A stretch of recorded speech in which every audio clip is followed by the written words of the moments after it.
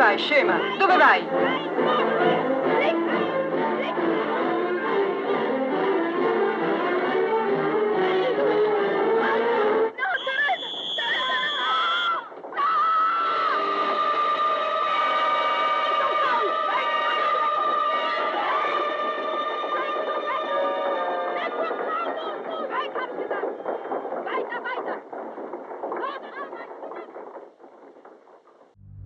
Without a doubt, existence in the concentration camps was a constant torture, especially for the women. During each day, the prisoners were pushed to the limits of their strength by horrors almost impossible to understand through reason. Just imagine being stripped naked, deprived of food, and suffering from the impossibility of rest and overwork, and the beatings, insults, and spitting that became the obligatory stop before the extermination ovens and gas chambers. As if this were not enough, there were exceptional cases that could arouse the obsessive persecution of the camp guards themselves. Such was the case of Anneliese Kohlmann, a concentration camp guard who gave free rein to her sexual orientation as a vehicle for all kinds of depravity. It was common for her to seek the satisfaction of her desires to turn into the sexual domination of the bodies of the youngest Jewish inmates. These innocent girls had to endure the dehumanization Kohlmann inflicted on them in order to survive hell.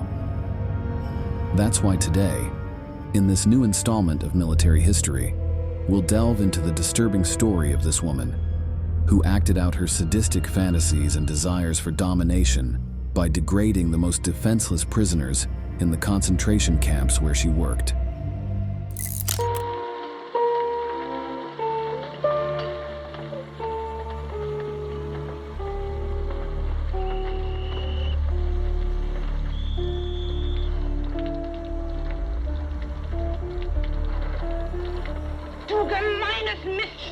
Wie erlaubst du dir von der Arbeit wegzulaufen?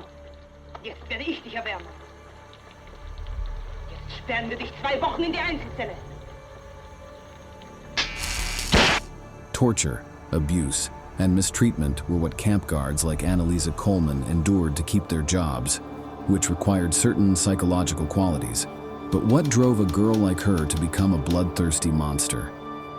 Anneliese Kohlmann was born on March 1st, 1921, in the port city of Hamburg, Germany. Her father, Georg Kohlmann, provided her with a home and gave her an upbringing based on strict discipline. This echoed not only the German ethos of that historical moment, but also the values inherent to the Masonic doctrine Georg professed. During her childhood, she was educated under the principles of the League of German Girls, the female branch of the Hitler Youth. The ideology of this organization established a monolithic role for women, summarized in the motto of the 3 Ks: Kinder, Küche, Kirche, children, kitchen, church. In the literal German sense of the word, what was the deeper meaning of this motto? What consequences did it have on the lifestyles of women at that time? They aimed to train women to become good mothers, and mothers who would provide Hitler with as many children as possible for his Third Reich.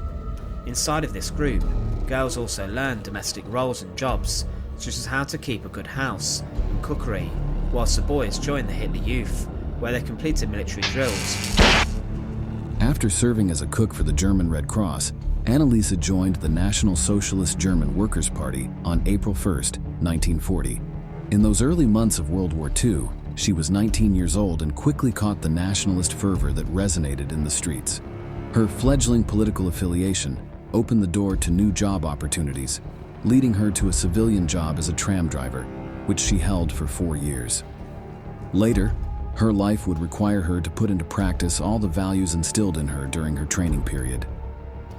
Years later, on November 4th, 1944, as the conflagration was in its final stages, Anneliese Kohlmann began serving in the SS Women's Auxiliary Force. She received only 1 week of training to do so. This kind of exception became common when the Third Reich began to glimpse the possibility of its defeat. Broadly speaking, superiors sought to instill in the new recruit that, in the concentration camp, they should treat particularly badly the particularly unfortunate people. Kohlmann was appointed to become an Aufseherin, or female guard, inside of the Neuengamme concentration camp. Specifically, she first worked at the Neugraben subcamp, where over 500 women prisoners were kept close to her hometown of Hamburg. In the Neugraben subcamp, Kohlmann's role consisted of supervising the inmates as they dug anti-tank ditches. From this early position in command, Anneliese's deepest inclinations, such as her ambivalent attraction to women, came to light. What fascinated her about the girls imprisoned in the camps was precisely their weakness, and the fact that their survival was subordinated to their whims. Anneliese found it exciting to have absolute control over the beauty of these girls, who begged her to preserve their lives and those of their families. She would often despise the older captives to the extreme, taking advantage of their age and forcing them to perform impossible tasks, then severely punishing them for their exasperating ineptitude, all the while providing favors and care for the younger ones.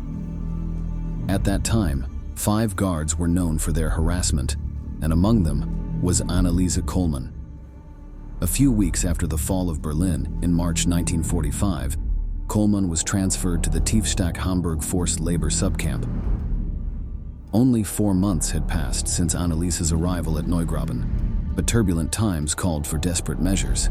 There she would further her fondness for kicking women, whom she herself would throw to the ground simply for the pleasure of witnessing the pain in their eyes and hearing their indistinguishable pleas from their howls of suffering. When they fell unconscious, she would seek out others to continue the pleasure. Anneliese Kohlmann did not go unnoticed during her stay at Tiefstadt Hamburg. On numerous occasions, he engaged in truly violent scenes, such as when he beat a woman so viciously that the power of his fists deformed her face, leaving her with no human appearance. The unfortunate woman lay unconscious on the cold floor, while gushes of blood flowed from her mouth and bruised hands until they covered the entire floor. Furthermore, on another occasion, Kohlmann took a stick and took his revenge on a prisoner, who was beaten until her arms were purple with swelling. Each impact on her made a dry sound, denoting how her physicality resisted until it gave way, and the blood began to emit the crackling sound of splashes that stained Anneliese's hard face crimson. Moreover, not even the pregnant women could appease his overwhelming fury. One was slapped with such cruelty that her face remained swollen for a full week. If she did indeed give birth to a child after such a beating, it's likely that child was frightened by the appearance the woman's face took on after Anneliese's fury. She kicked other pregnant women until they lay unconscious on the floor. The worst these victims could do was wake up, since that would attract Anneliese's attention, who would return to finish the murky reprimand she had already begun. If Anneliese caught an inmate trying to steal even a tiny slice of bread, she would beat her with at least 30 blows of the cane. The space between each one seemed to last an eternity, since the pain they caused was unspeakable. Not to mention that Anneliese increased the intensity of each blow, aiming for the last to be fatal. During one incident, Kohlmann punished a female prisoner to 30 lashes for stealing a small piece of bread.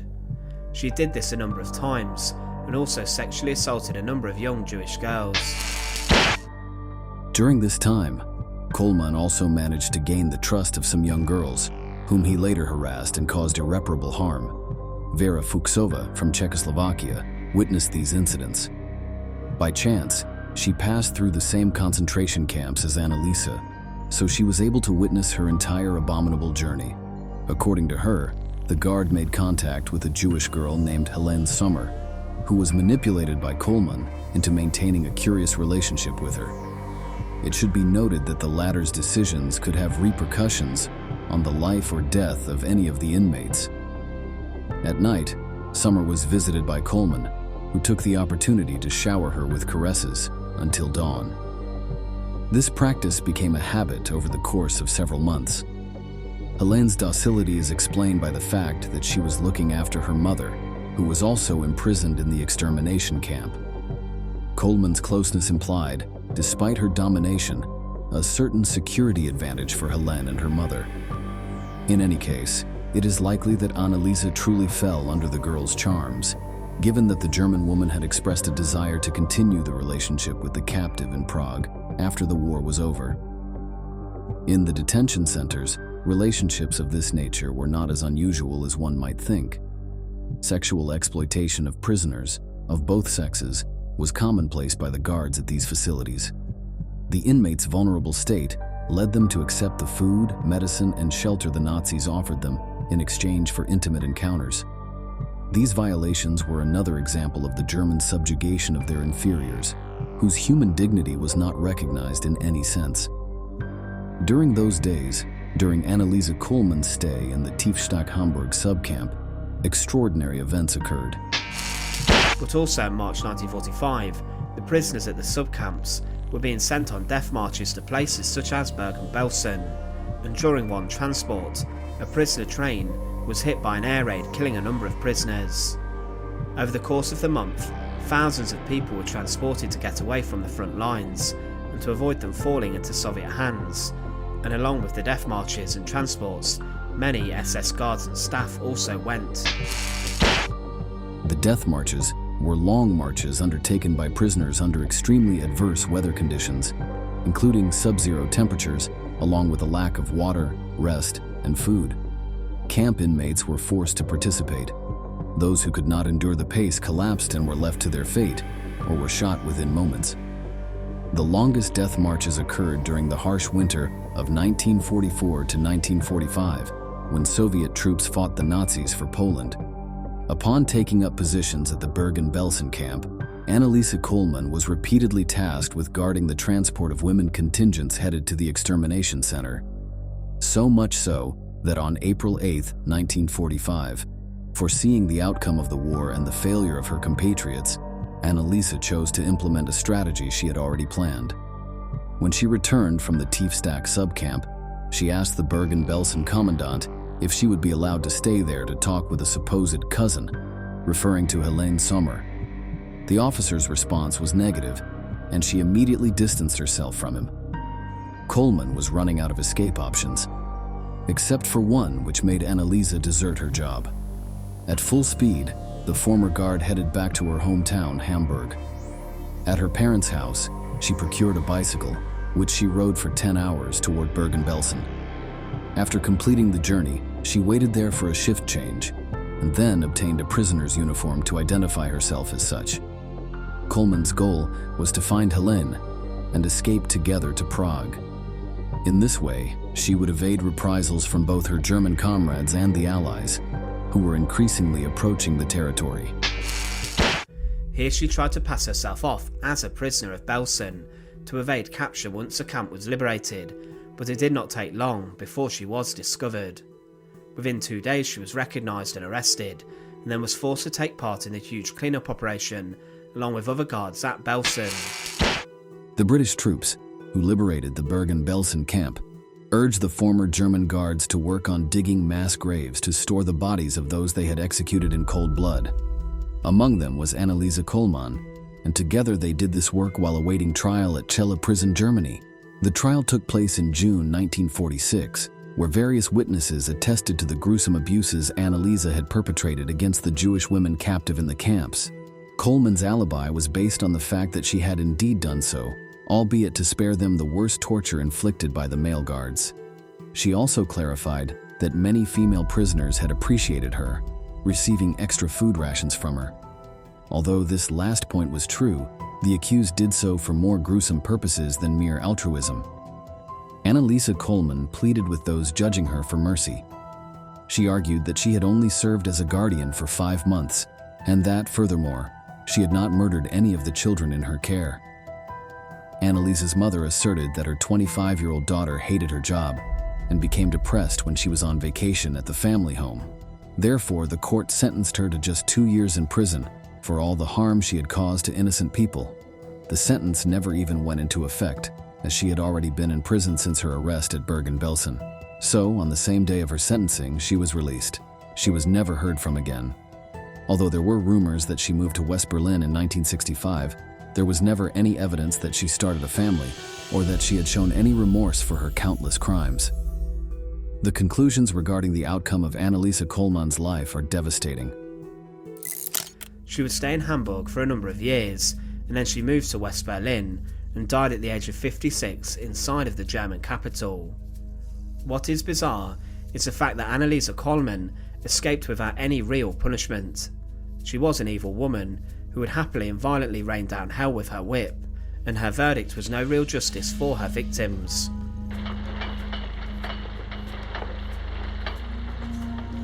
arbeite, du Vieh! Ich hau dir die Knochen kaputt! Vorwärts, los, schnell! Schnell arbeiten!